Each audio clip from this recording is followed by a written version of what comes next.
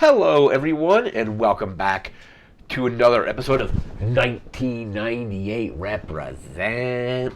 On this episode, we're taking a look at Beck's album Mutations.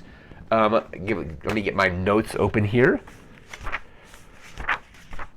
So, Mutations by Beck, first released November 3rd, 1998, and this is completely unintentional, but it was actually released a day before our last video about Wipeout 64, and then I think 2 episodes back, it was actually released the same day as Alanis Morissette's supposed former Infatuation Junkie. So both those albums, Alanis Morissette's album and Beck's Mutations, came out on the same day, and it came out a day before Wipeout 64. Just kind of like a weird kind of coincidence there.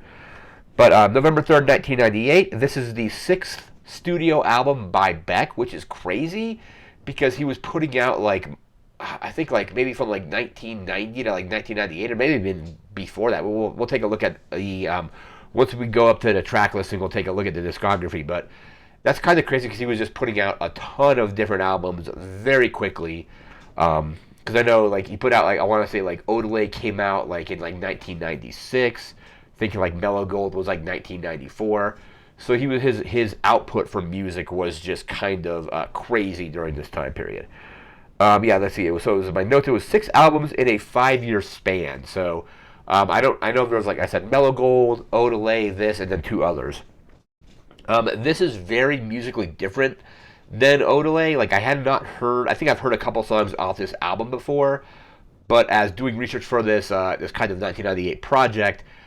This album shows up in a lot of kind of best albums of 1998, best lists of those albums, and so I'm going through and listening to these albums, even if they're albums I've heard before. I'm listening to or re-listening to the ones I've known, and then in many cases listening to some of these albums for the first time. Some of these, same with the movies and games we cover on this series. Some of these I am basically just playing or watching or listening to for the first time. So this is the first time I had heard all this album back to back. I think over the course of the last week or so, kind of getting prepared for this episode, I listened to the album 3 times. I listened to it just on a walk one day. It's I think it's we'll check the times. It's I think it's 40 something minutes, a little maybe give or take.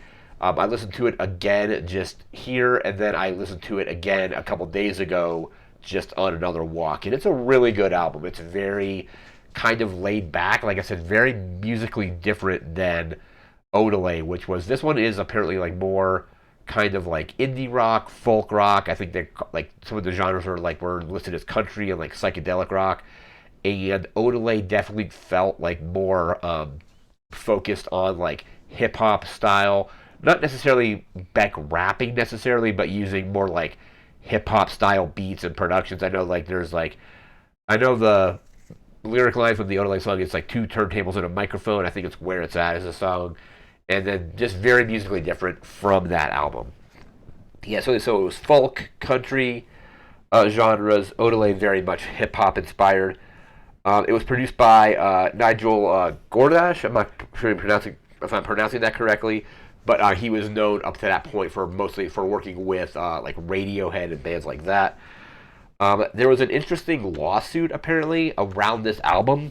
So let's see, I think the record label was Bongload Records, and so Beck went to Geffen, who he was under contract with. I think he was under contract with both these these labels at some point, and was saying he wanted to release this album, release Mutations, under Bongload Records, and initially Geffen Records agreed to let him release it under this other label, and then once the album was completed and they listened to the album, they kind of went back on it and wanted to release the album themselves and not have this other label release it, which caused this lawsuit, I think, between Beck, Geffen, and Bongload Records. I think Beck was probably being I don't know the full details of it because I should try to do some research on the case.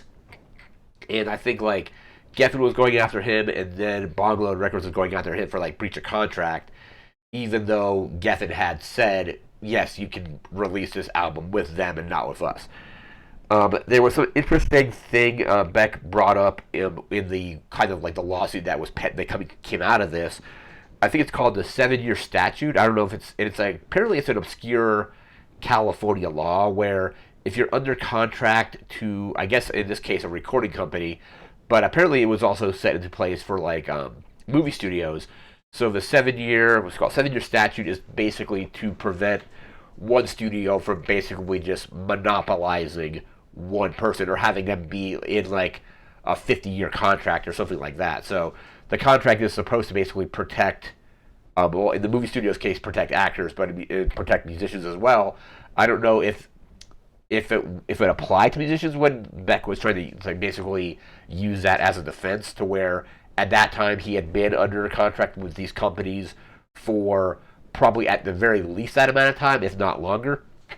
So it was kind of a way to try to get out of those contracts, and because of this whole kind of contract dispute, it's very interesting. I was actually kind of like very interested in trying to research more about the case. I didn't find a whole lot about like who won or whatever, or what the actual like settlement was if there was one.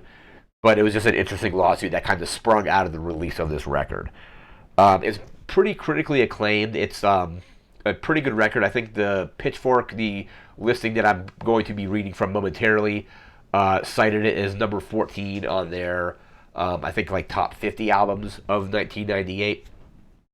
We're going to take a look at that really quickly, and then we're going to jump into the track list. So, yeah, Beck's Mutations, as according to Pitchfork, there'll be a link in the description to check this out, was ranked at number 14. So, Beck Mutations, and it just says, when Beck released Mutations, it sounded almost like a resignation, the work of a radical surrendering his edge for a home on the imagined range. Once a junkyard cut up who built visions of the future from trash of the past, he now presented as reflective and forlorn of divorce with an empty drink. Once a college artist, he now walked a straight line, and where Mellogold and Odelay had derived their humor from fantasizing about how shitty things could get, Loser specifically, Mutations wasn't funny at all.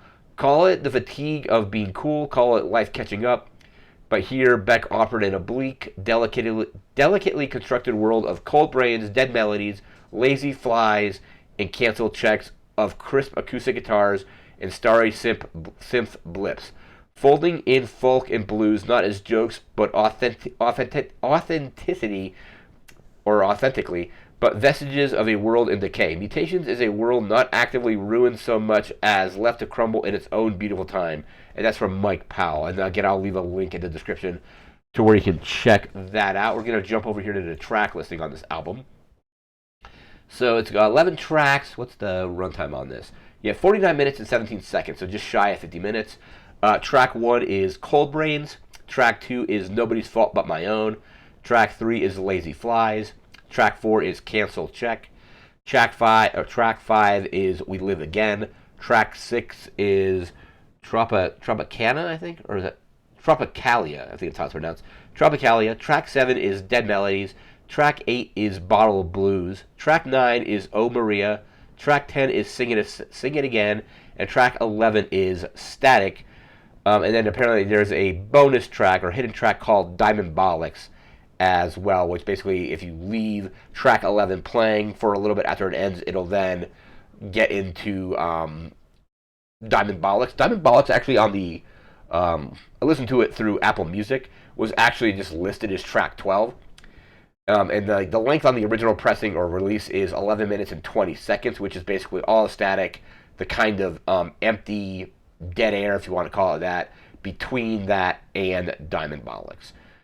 Or Diamondbolics, is that what it's called? Diamondbolics, yeah. And so I ended up really liking this album.